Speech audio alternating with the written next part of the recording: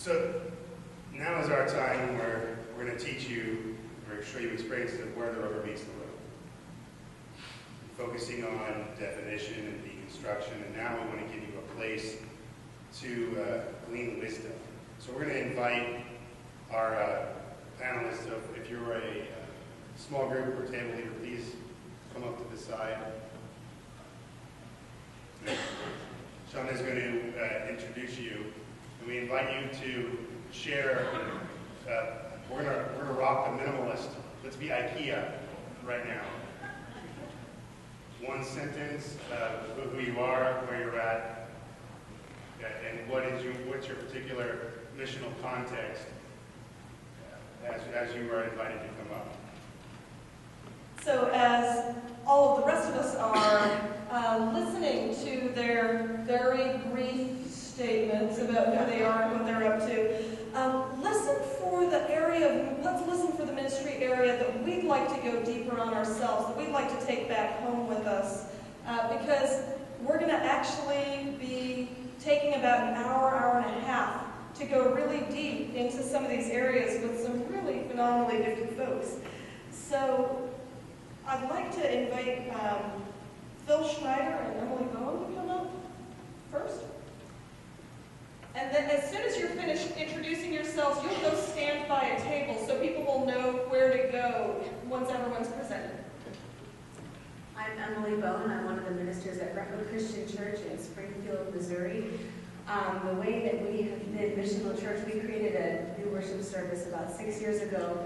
And one of the driving forces behind that worship service was, how do we have worship be a place where our relationship with God and our worship of God transforms us to go out into the world and be the hands and feet of God, and how we can find ways to integrate everything from our liturgy to our music to our preaching to have a message that's consistent with that goal.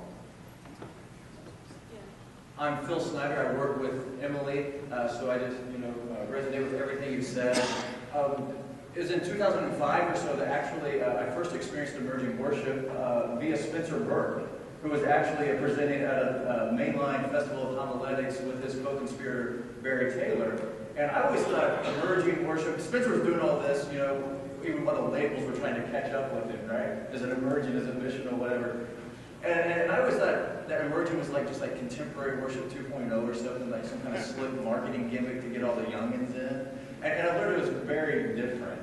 And so we kind of blended progressive and emerging kinds of things, and we've seen a lot of folks come through our doors, especially disenfranchised folk that have felt hurt and alienated by the church. And it's been wonderful to see the gifts that mainliners and emergence kind of shared, and now it's even more beautiful to see a real emergence taking place.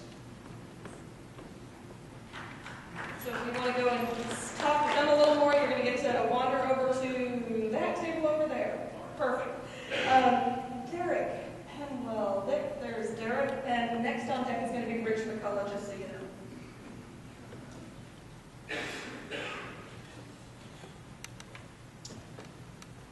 I'm Derek Penwell, and I work with Ryan at Douglas Boulevard Christian Church in Louisville, Kentucky. It's been described to me as a country club church. And it's one of those sort of former big steeple churches that was really close to panic. And they decided that we needed to do some things differently. Ryan and I are, I think, probably visual symbols of differently for a church like that. But they took some risks, and so some of the things that we're doing include partnering with advocacy groups in the LGBTQ community right around us. We opened a farmer's market outside on our property and gave it to the community. We're partnering with the community on issues of the criminalization of drugs and so forth, and what it's doing to our particular community. But it's a way of trying to mesh together traditional and this emerging conversation to find the gifts that young people bring, the energy and the resources and wisdom that those people who've been there for a long time, and figure out some kind of partnership that allows us to move forward into God's future. If you want to hear from Eric, he will be at the next table, that table there. As Rich comes up, I'm just going to remind everybody, my name is, I am at, and one distinct missional thing that I do that other people would be interested in is. Hello, my name is Richard McCullen. I'm from San Diego. Someone has to do it for Jesus. But, okay, real quick. For me, this whole setup is interesting. It's not very missional at all. I just want you to know. Us just kind of like telling you this. So it is what it is. So I feel a little awkward. That's okay, right? Well, you're standing next to me, so you do the awkward really well. But for us, we believe as a church, I'm a pastor of Mission Gathering Christian Church. It's a new disciples church. And I am convinced that the best disciples, meaning our denomination, are new disciples. I usually get an amen for that one, but anyway, the best disciples are new disciples because we started out that way, and we need to regain that. So I know there's going to be a lot of stories and all of that, and it's all cool, and we're going to have our tables. But I know I'm talking to a lot of established congregations. You want to revitalize your congregation? Plant a church. Okay? You want to grow your church? You want to bring life into your building? Plant a church, even if it's within your building. All right? That's been our journey. The region, the Pacific Southwest region, took a chance on several crazy young people that believe that God is bigger than evangelicalism, which I am an evangelical minister. Don't hate me. But at the same time that we can plant churches that can make a difference, but it has to come from the established churches of our denomination.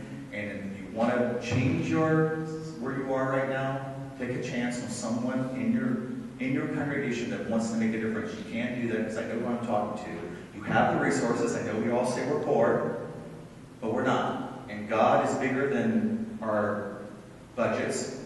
So I want to encourage you. That's what we're going to talk about at our table. How can a church plant another church? Because it can be done. All right, thank you. She's pushing me down. I'm totally pushing you. So I'm going to invite Dennis Teal Fleming to come on. Is Dennis here? What's that? Right here. Ah, there he goes. And just another reminder, name, church or community, and one distinct missional thing that people might gain a lot from here. Pretend you're on Twitter.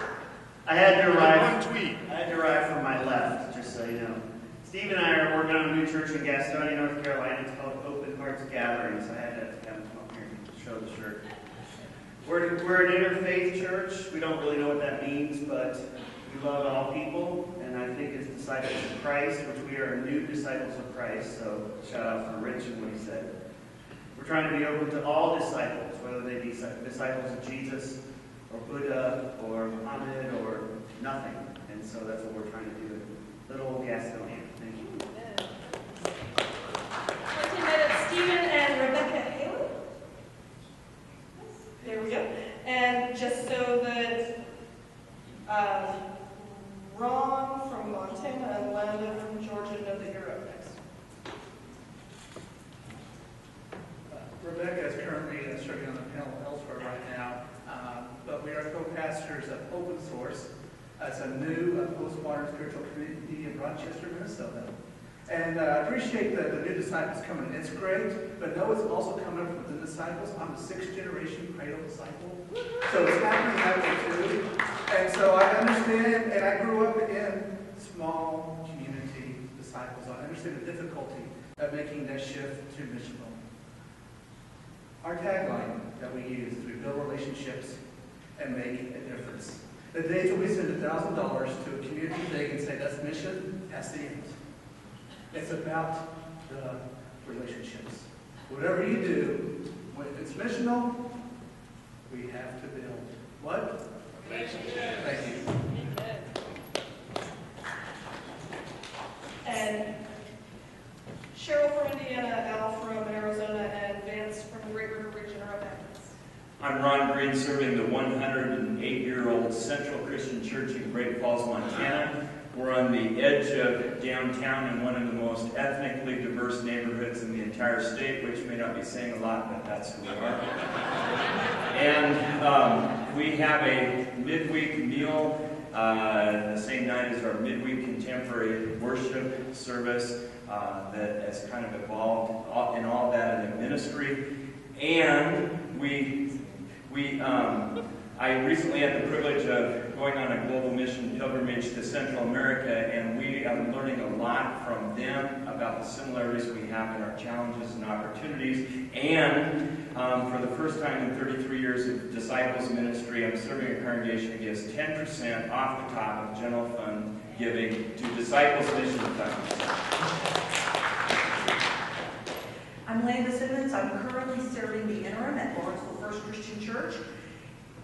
And several churches in the Georgia region have established a relationship with the Christian Hospital in Gallup. And I invite you to come and see me and to come and see them. So, just so everyone knows, Ron and Landon will be doing a table together on kind of local church and global mission. We changed our strategy, sorry.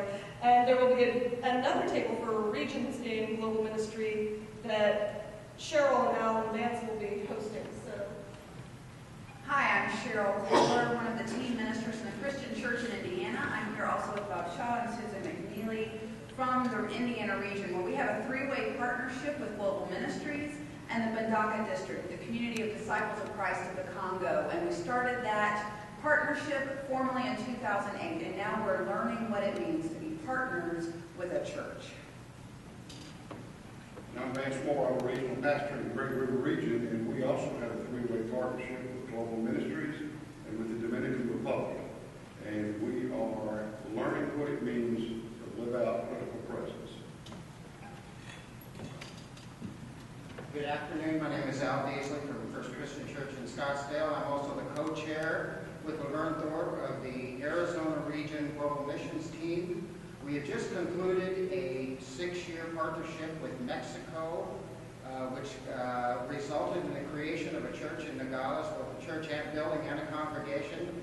And we have succeeded that by signing another 5-year partnership agreement with Mexico, where we plan to make some youth exchanges and also to invite pastors from Mexico, Spanish-speaking pastors, also from the U.S. to go to Mexico for an exchange.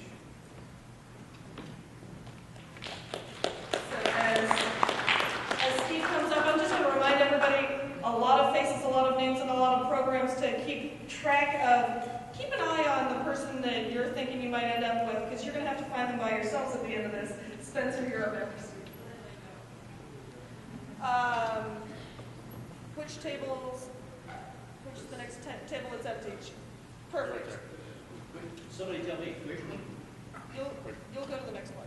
Right here? They're going to that one, you're going to the next one. We're just going to go in order. All right. I want to be where I'm supposed to be. When I come to General Assembly, I try to do what I'm told. I'm Steve DeFields-Gambo from the Circle Church in Santa Cruz, California. We got tired of stepping over most folks to get into the sanctuary and decided that that was our congregation. And so we now do ministry with folks on the ragged edges of society. Notice I said ministry with, not ministry for, or not ministry to, but ministry side by side with folks on the ragged edges of homelessness, economic poverty, coming out of jail. Now we're getting involved with gangs.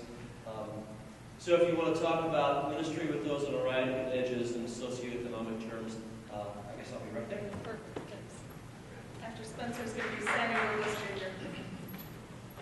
Hi, my name is Spencer Berg. In the last 10 years, I've been journeying around the nation looking at emerging and missional opportunities and kind of chronicling that with a website called theoos.com. And back in October, Don and I and others have gathered together, and I said, you know what? It's not enough to be independent. I've got to find a way to connect. And so I am now in the process of joining together with the disciples as a brand new church plant in Southern California. And so what we would like to do, if you don't mind, we'll just be right here at this table. I would invite anyone, because here's the other part. There is a magical moment in church history right now, and it's happening with church planting. And it doesn't mean that you have to be the one to plant the church. When you think about a wonderful field and forest, there are large churches, large trees, which are churches, and wonderful streams that support and care for that. But if you're like me and you're just starting out, I want to connect with you because we cannot journey alone. If you have a son, a daughter, a granddaughter, a friend, someone who is going to be planting or you'd like to support them as they plant, I would love to be in conversation with you as well. So we'll be right over here at this table. Next area is going to be Ingrid Nevertech. Good afternoon and God bless you all. My name is Samuel Douglas Jr. I am the pastor of Arise Christian Church in Orlando, Florida. Am I the only Floridian here? And, all right, good. So, for anyone from Brooklyn? All right. I'm from Oakland. It's like Brooklyn. Oakland's like Brooklyn, except it's on the opposite coast. Okay. Arise Christian Church in Orlando, we are a new church start, and we are intentional. Our niche is basically second, third generation Hispanics, and what we've done is we've broken down the stereotype that says all Hispanics are the same. So by intentionally reaching out to assimilated Hispanics, most of what we do is in English. So it's a Hispanic church in English. And because we're bilingual, we actually define that very unconventionally. It's not so much language, but also culture. We're also a multicultural church as well. We are a portable church, or what's also known as a mobile ministry. We do not have a building, and at the moment we're not interested in one. So if you would like to learn about how we're doing mobile ministry or portable church, if you would like to learn how it is that we are, or how is it we can implement small groups in the community, not in a church building, if you're interested in how is it that we look for space in unconventional places throughout the community, and if you would like to learn how it is to partner with companies or any organizations in the community to serve the community, you come find me and we'll have a discussion about that. If you don't mind, I'd like to go on this side.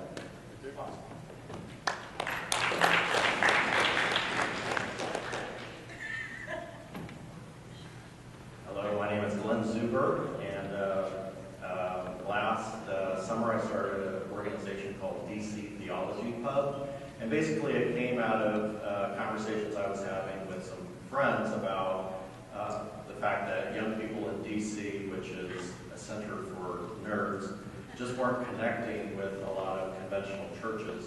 And so I started an experiment that I call DC Theology Pub, of events, asking people questions, theological conversations, book signings, and just using social media to connect with people.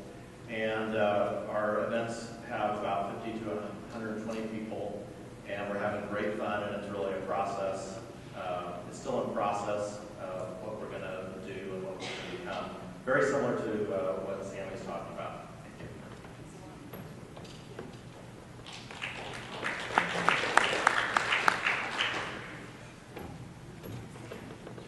Hi, my name is Ingrid McIntyre. I'm from Nashville, Tennessee, and we started a community called Open Table last year, May, after the flood that happened here in Nashville.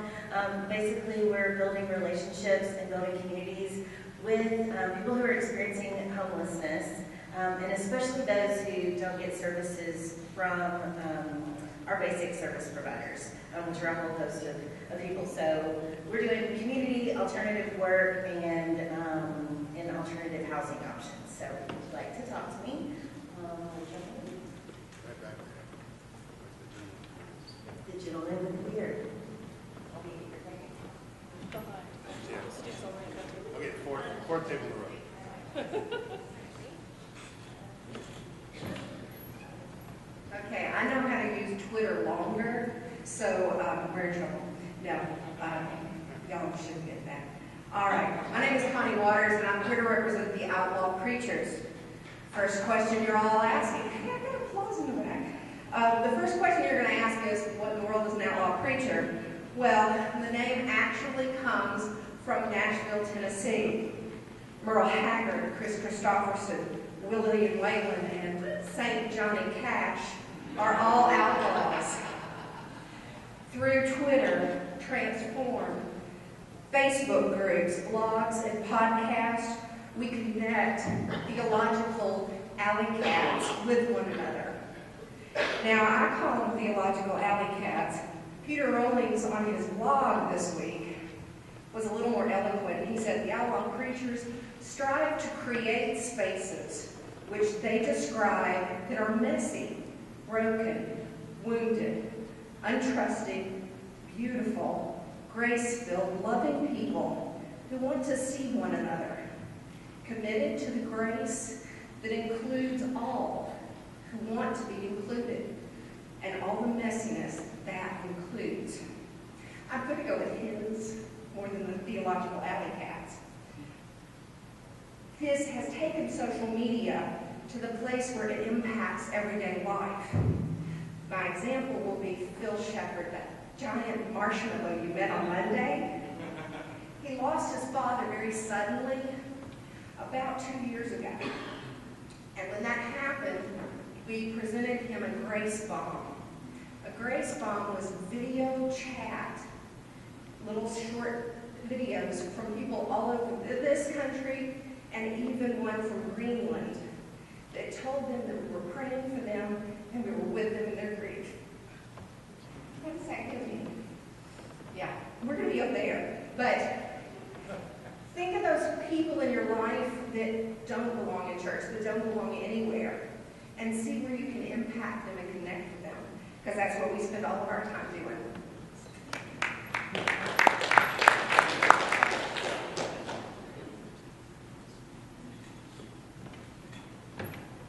Hi, my name is Amy Hyatt, and Christian and I started a church in Pueblo, Colorado, Milagro Christian Church. It means miracle in Spanish. 7 years ago. Is that still new? I'm sure. We have fun. We predominantly minister with people who have been hurt by church and who don't like going to church but come to ours. We have giveaways. We do a lot of storytelling. We sneak in churchy things like testimony through things like show and tell in worship, and we've just become a presence in the community through generosity. We're a community of divinely inspired anarchy. And we are blessed to witness on a daily basis the resurrection through the addicts and the children that we serve. And yeah, we're all a bunch of big fat Jesus heads, as we call ourselves. So if you want to learn how to be a big fat Jesus head, come to our table.